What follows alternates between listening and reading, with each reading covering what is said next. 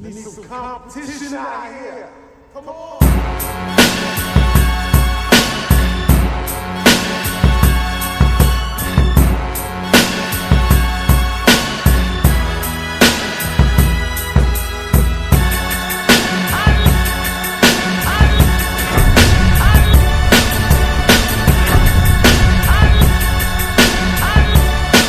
That's just my opinion. I could definitely be wrong. Hope not, but Right. we know that we don't know how deep it goes, so I ain't even going to guess like we do. Right. So earlier today, man, they put out news about Alpo Martinez's alleged killer. They're saying that 27-year-old Shakeem Parker, is now being charged with weapons charges and murder in relation to Alpo Martinez's death. Now, Alpo was actually killed on Halloween of 2021 on Frederick Douglass Boulevard, where they riddled his pickup truck with a lot of different bullets. I think he died at the scene on the way to the hospital. Mm-hmm.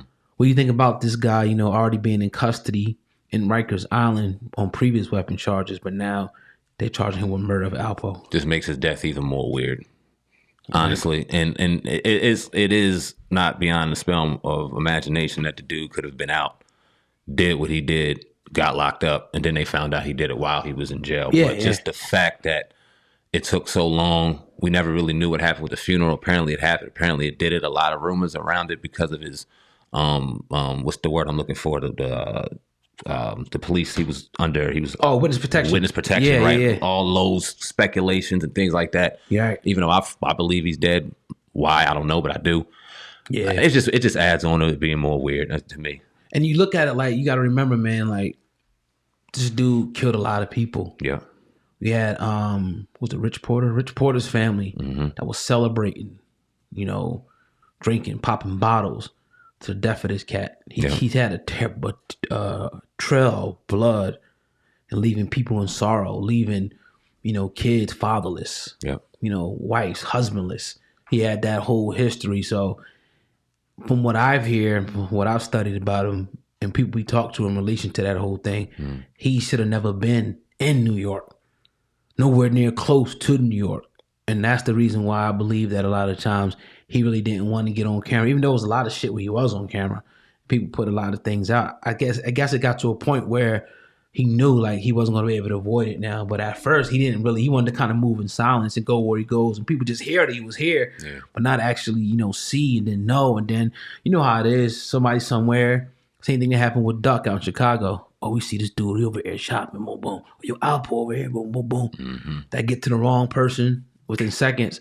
Next thing you know, somebody coming out with guns, man, and taking this guy out. But remember, you live by that shit, you die by that shit. Yeah. And he lived by that for so long, went to jail, and the purpose of witness protection is to keep you out of them environments. That's why they're moving you to Utah, Colorado, where it's less likely that you can get taken out. But if you go in the city, like even if you was in like DC, I got in there. Yep. No, you can't be in these areas, bro. We heard about, we knew of people who dealt with them and all that, and different things like that.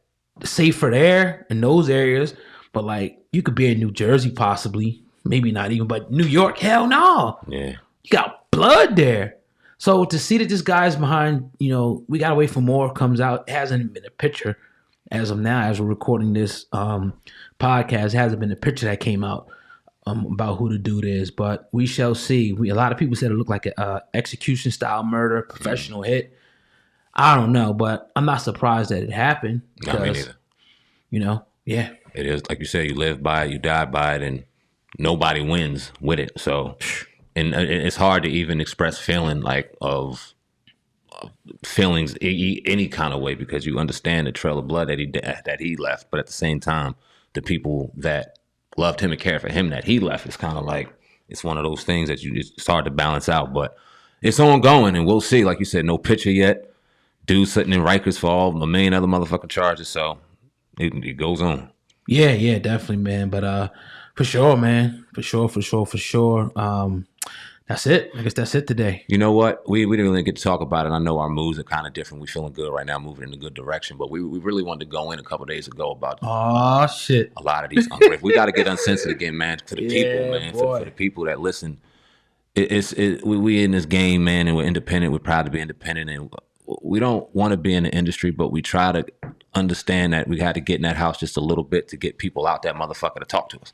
Yeah. You know what I'm saying? And dealing with it's so much fuck shit and so much ungrateful shit. And it's coming from our people that it makes me sick sometimes, oh God. It just makes me want to throw up and vomit in my fucking mouth how disrespectful some of these people are. And then you want to vent about it and you look crazy. You know what I mean? So talk about that a little bit, bro. Yeah, nah, man. It's just, in particular, we can kind of deal with, I'm not going to put no names out today, but it might come a time where we do put some names out on some people.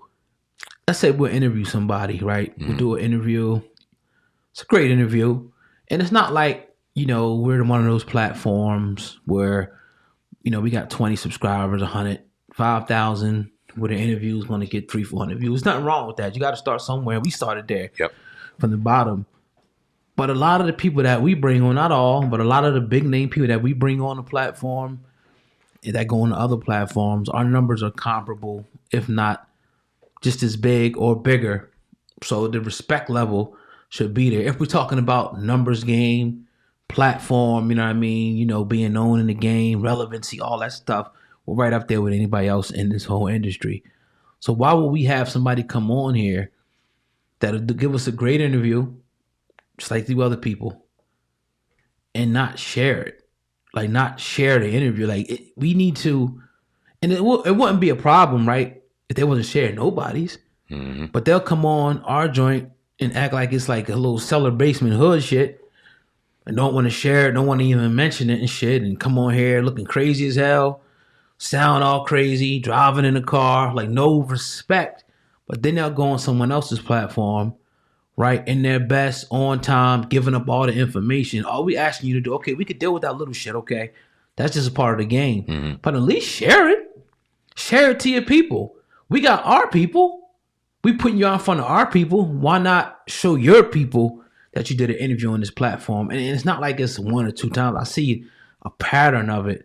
And obviously, it's a lot of other things that are disrespectful that I can go down the list on, and you can cover whatever you want to cover. But to me, that ranks up there. And I used to hear other people talking about this, a long time ago. Like, man, share, you know what I mean? Share the interview. Share the link. Share the flyer.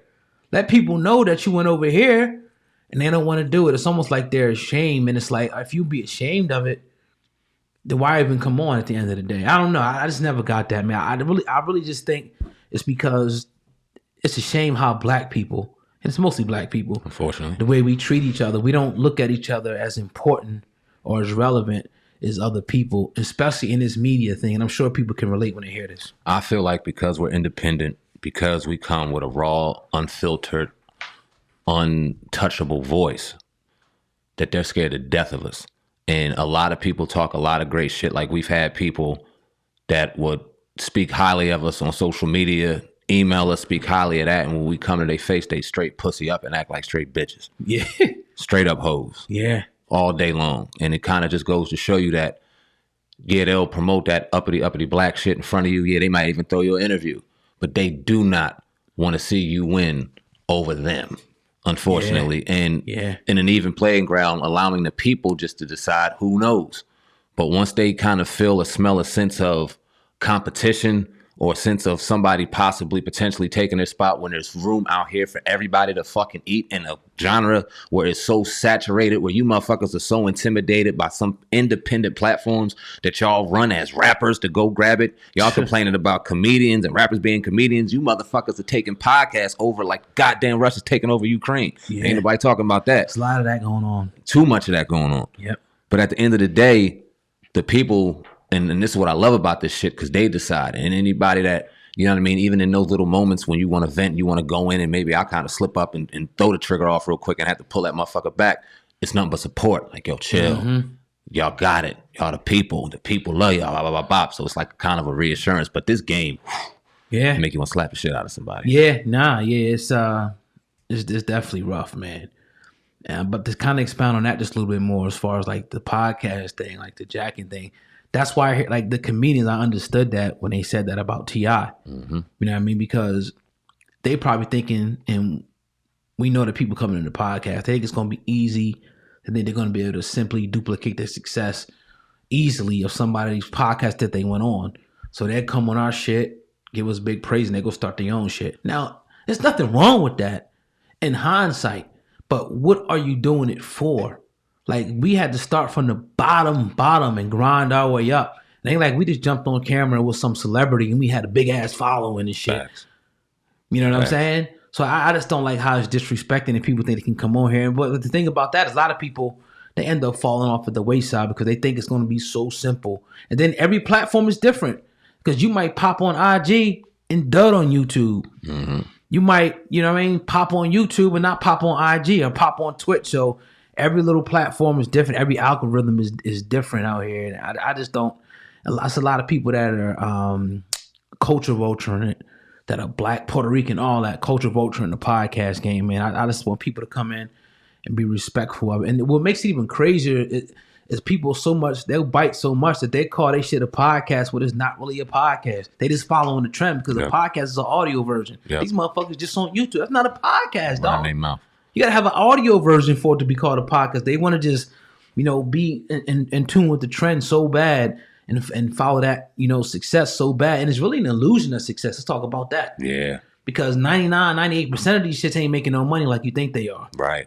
It's a lot of them. It's a facade. All a facade. You see the top ones, and the top ones are eating podcasts, and the rest of them are just fucking faking the goddamn funk. Hell yeah. And like you said, you talked about how people just want to use their name to jump right at it. It wouldn't be a problem, and I'm gonna use T.I. for an example. I'm not trying to get on the brother, but when it comes to comedy, if you wanted to be a comedian, you started off at the bottom where there was 3 or 4 people in there and you honed your craft to where you could potentially fall into a situation where you could be booed off stage because they were honest about it. That's one thing. But you used your celebrity as a rapper, as a superstar in Atlanta to get on stage in front of thousands of people and do something that people have busted their ass forever, never got the opportunity to do. That's what's the fucking the piece that pisses me off, because you got people that grinded and did their thing. If you're Fat Joes or you're this or you're that, the rappers that wanted to get in the podcast, so to speak, quote unquote, started at the bottom and just kind of worked their way up just on some humble shit. And who am I to say that, right? Who the fuck am I to say that? But you using your stardom, and a lot of y'all ain't even good at it because y'all don't know to shut the fuck up and just listen to your people. Y'all want to overtalk motherfuckers and want to be the star, and that's your problem. That's why y'all shouldn't even have a microphone in front of you unless you're being asked a goddamn question. Exactly. Stay in your lane. Stay in your lane. Stay in your lane. Stop trying to jump in everybody else's lane. Stay in your lane. But some people don't look at it like it's whatever, but we got to put it out there because we see it and we talk about it behind the scenes a lot. Yeah, we be like, yo, guess who started the podcast this week? This person started the podcast. They think this shit easy. Okay, we'll see 2-3 years. You might be able to last like a year, maybe a year and a half, 2 or 3 years. Let's see how long you're willing to stick with this shit. When you really love something, you're going to stick with it. And we see a lot of people jumped in and they jumped out. When we first started, man, it was a lot of podcasts. Yep. That are not around today. And it's a lot of podcasts that are around today that are not going to be around tomorrow. So just know it's not really as easy as people come here all the time. We know people that we personally knew who said, well, I got people ask me all the time, I know you do too. Well, what kind of equipment do you use? How'd you start your podcast? Oh, you about to do a podcast now? You never done a show this in your life. I ask a question to shit. Now you want to do a podcast. Good luck. Right. Good luck. And that's another thing. And a lot of the podcasts that we're talking about, and I'm not going to throw out names in here because I appreciate people that came on this platform. Right. But they look at us and they hear our story and they go, well, damn, if these niggas can do it. Yeah. Shit, it got to be easy. Them niggas, who are these niggas? Is nobody. Man, ain't nobody. Not understanding anything we go through on the daily or the work we had to grind and put in to get to where we're at. When we were gossiping bitches and you motherfuckers were complaining about us talking just like we are right now, we had to go through that to get to where we're at. And just for people not to have to go through them stones, kind of rubs you the wrong way. Man, remember we started with a camera, you know what I'm saying, in the backyard. Loved it. Fucking lawn chairs, not even fold-up chairs. You said at the football game with. Talking about fucking Colin Kaepernick or something, you know what I mean? That's the grind of this thing. And you just kind of we didn't go one day and say, okay, we're gonna just get a studio. Right. Now we had to put out like 200 or 300 episodes probably and grind up and grind out and to get to this spot and come up with shit, squeeze lemon out of a lemonade when there was nothing to talk about. We gotta come here and we gotta grind. Straight lemonade. People want to be able to do that. We will see. A lot of people ain't gonna be able to make it, man. Indeed. And this is why we come at y'all with that raw and that hunger, and we continue to do so, and we reinvest in ourselves and go into red as businesses and go into black and to continue to grind and grind, because this is what we're in for the long haul, because my cousin ain't going back to detailing, I damn sure ain't going back to bouncing. So We're in the building for the long haul, man. Self-Made Studios, NJ, Hip Hop Uncensored Podcast, Viral Hip Hop News Uncensored. You already know the goddamn brands. I'm saying, man, Viral Hip Hop News. That's Old God Hip Hop News Uncensored.